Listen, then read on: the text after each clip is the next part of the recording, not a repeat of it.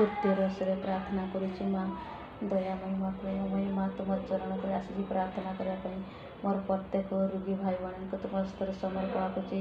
ଯେ ଭାଇ ଭଉଣୀମାନେ ରୋଗରେ ପୀଡ଼ିତରେ ପଡ଼ିଛନ୍ତି, ବାପା ମା ମାନେ ରୋଗରେ ପୀଡ଼ିତରେ ପଡ଼ିଛନ୍ତି, ତାଙ୍କ ରୋଗକୁ ବେମାରକୁ ତୁମେ ଦୂରେଇ ଦିଅ, ସେମାନଙ୍କୁ ସୁସ୍ଥରେ ରଖ ମା। ତାଙ୍କ ପାଇଁ ମୋତେ ତୁମଙ୍କର ପ୍ରାର୍ଥନା କରୁଛୁ ମା। ମୋର ପ୍ରତ୍ୟେକ ରୋଗୀ ଭାଇ ଭଉଣୀମାନେ ରୋଗରେ ପୀଡ଼ିତରେ ପଡ଼ିଛନ୍ତି, ଅଭାବରେ ପଇସା ପତ୍ର ଅଭାବରେ ବିଭିନ୍ନ ପ୍ରକାର ଯନ୍ତ୍ରଣା ରୋଗ ବେମାର କଷ୍ଟ ଦୁଃଖ ପାଉଛନ୍ତି।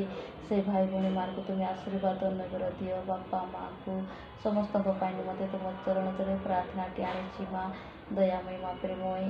ଆମର ରୋଗୀମାନଙ୍କୁ ସେବା କରିବା ପାଇଁ ଡକ୍ଟରମାନେ ଯେ ଡକ୍ଟରମାନେ ସେବା କରୁଛନ୍ତି ସେମାନେ ଭଲରେ ଦାୟିତ୍ୱମାନେ ସେବା କରିପାରିବେ ରୋଗୀମାନଙ୍କୁ ଆଉ ଭଲରେ ସେବା କରିକି ସେମାନଙ୍କୁ ସୁସ୍ଥ ଦେଇପାରିବେ।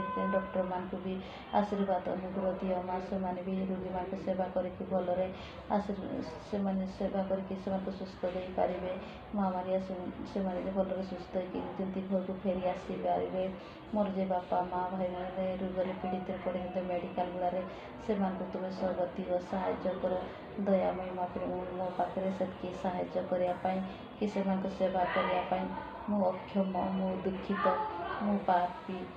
ସେମାନଙ୍କୁ ସେବା କରିପାରୁନି, ସେମାନଙ୍କ ଦୁଃଖ କଷ୍ଟ ବୁଝିପାରୁନି, ସେମାନଙ୍କୁ ଦାନ ବି ଦେଇପାରୁନି, ତାଙ୍କ ଦୁଃଖ କଷ୍ଟ ବି ବୁଝିପାରୁନି। ମୋର ସେଇ ପ୍ରତ୍ୟେକ ରୋଗୀ ଭାଇମାନଙ୍କୁ ତୁମ ହସ୍ତରେ ସମର୍ପଣ କରିକି ପ୍ରାର୍ଥନା କରୁଛୁ ମା। ପ୍ରାର୍ଥନାଟି ମାଗୁଛୁ ମା। ଗୋଟେ ଗୋଟେ ବାପା ମା ମାନେ ସେବା ବି ପାଇପାରୁନାହାନ୍ତି ପୁଅମାନଙ୍କ ଠାରୁ ବୋଉମାନଙ୍କ ଠାରୁ ବାପାକୁ ମାଆକୁ ସେବା କରିବା ପାଇଁ ପୁଅ ବୋଉ ମାନେ ଦୂରକୁ ପଳେଇ ଯାଉଛନ୍ତି ବାପା ମାଆଙ୍କୁ ସେବା କରିବା ପାଇଁ। ସେମାନଙ୍କୁ ତୁମେ ପରିବର୍ତ୍ତନ କରିଦିଅ ମା। ସେମାନଙ୍କୁ ମନକୁ ପରିବର୍ତ୍ତନ କରିକି ସେମାନେ ବାପାକୁ ମାଆକୁ ଭଲରେ ସେବା କରିପାରିବେ। ଭଲ ଦାୟିତ୍ୱମାନରେ ସେବା କରିକି ବାପାକୁ ସୁସ୍ଥରେ ବାପାକୁ ମାଆକୁ ରଖିପାରିବେ। ମୁଁ ସେ ପରିବାର ଗୁଡ଼ାକରେ ଯେ ପରିବାରରେ ରୋଗରେ ପୀଡ଼ିତରେ ବାପା ମା ଭାଇ ଭଉଣୀମାନେ ପଡ଼ିଛନ୍ତି ସେ ପରିବାର ପାଇଁ ମଧ୍ୟ ପ୍ରାର୍ଥନା କରୁଛୁ ମା।